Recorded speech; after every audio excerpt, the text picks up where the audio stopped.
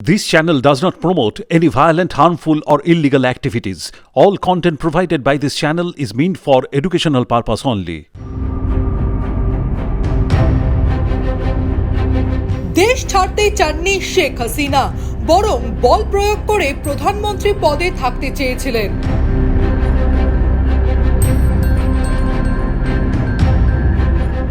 সোমবার সকাল থেকেই নিয়ন্ত্রণের বাইরে যেতে শুরু করেছিল পরিস্থিতি। তবে তা কিছুতেই মানতে চাননি শেখ হাসিনা। দেশও ছাড়তে চাননি কোনো মতেই, বরং অতিরিক্ত বল প্রয়োগ করে আরও রক্তপাতের মাধ্যমেই প্রধানমন্ত্রীর পদ ধরে রাখতে চেয়েছিলেন তিনি।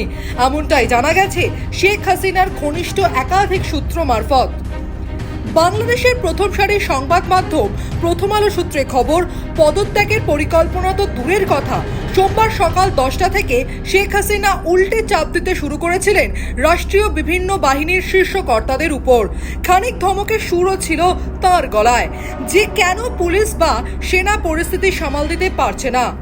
পরিবারের সদস্যরা অনেক বোঝানোর পর এবং আমেরিকা থেকে তার ছেলে জয় ফোন করে অনেকক্ষণ কথা বলার পর শেষমেশ পদত্যাগে রাজি হন শেখ হাসিনা।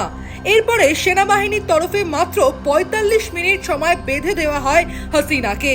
তার মধ্যেই পদত্যাগ করে সেনা হেলিকপ্টারে করে বোন রেহানার সঙ্গে দেশ ছাড়েন শেখ হাসিনা, চলে আসেন ভারতে। মাস দুয়েক ধরে চলা আন্দোলন তীব্রতম রূপ নেওয়ার পর থেকেই শেখ হাসিনাকে তার উপদেষ্টা, শুভাকাঙ্ক্ষী, পরিবারের সদস্যরা বোঝানোর চেষ্টা করেন পদত্যাগ করাই শ্রেয়। তবে নিজের সিদ্ধান্তে অনড় ছিলেন হাসিনা। রবিবার পরিস্থিতি হাতের বাইরে যেতে শুরু করলে সেনার হাতে শাসনভার তুলে দেওয়ার পরামর্শ দেওয়া হয়, তবে তিনি তা মানতে চাননি কোনোভাবেই। সোমবার সকাল থেকেই বরং আরও বেশি কড়া হাতে পরিস্থিতি দমন করতে চেয়েছিলেন হাসিনা, আরও কড়া করতে চেয়েছিলেন কারফিউ।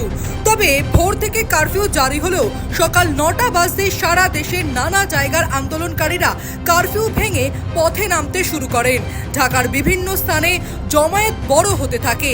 এরপর সকাল 10:30 নাগাদ দেশের 3 বাহিনীর প্রধান ও পুলিশ কর্তাদেরকে গণভবনে ডেকে পাঠান শেখ হাসিনা।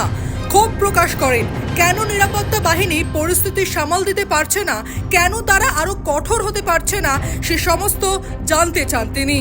সূত্রের খবর, এক পর্যায়ে হাসিনা একথাও বলেন তিনি বিশ্বাস করে এই কর্মকর্তাদের দেশের নানা বাহিনীর শীর্ষ পদে বসিয়েছেন।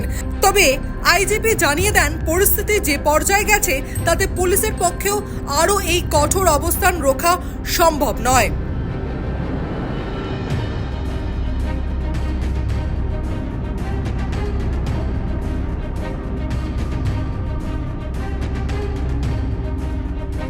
বস্তুত এই বৈঠকে সকালে শেখ হাসিনাকে বোঝানোর চেষ্টা করেন বল প্রয়োগ করে এই পরিস্থিতি সামাল দেওয়া যাবে না, কিন্তু শেখ হাসিনা সেটা মানতে চাননি। শেখ হাসিনা জাতির উদ্দেশ্যে একটি ভাষণ রেকর্ড করতে চাইলেও সে সময় ছিল না, কারণ ততক্ষণে বিপুল সংখ্যক ছাত্র জনতা গণভবনের দিকে ধেয়ে আসতে থাকে। অনুমান করা হয় ৪৫ মিনিটের মধ্যেই তারা গণভবনে ঢুকে পড়বেন। তার মধ্যে যদি শেখ হাসিনা বেরোতে না পারেন গণভবন থেকে, তাহলে চরম বিপদ হতে পারে। এরপরই অতি দ্রুত বোনের সঙ্গে পুরনো বিমানবন্দরের হেলিপ্যাডে পৌঁছন শেখ হাসিনা। এরপরে বঙ্গভবনে গিয়ে পদত্যাগ করে বেলা 2:30টার দিকে সেনা হেলিকপ্টার করে ভারতে চলে আসেন শেখ হাসিনা। আপাতত সেখানেই রয়েছেন তিনি। শোনা যাচ্ছে লন্ডন যেতে পারেন Sheikh Hasina. Bureau report, the wall.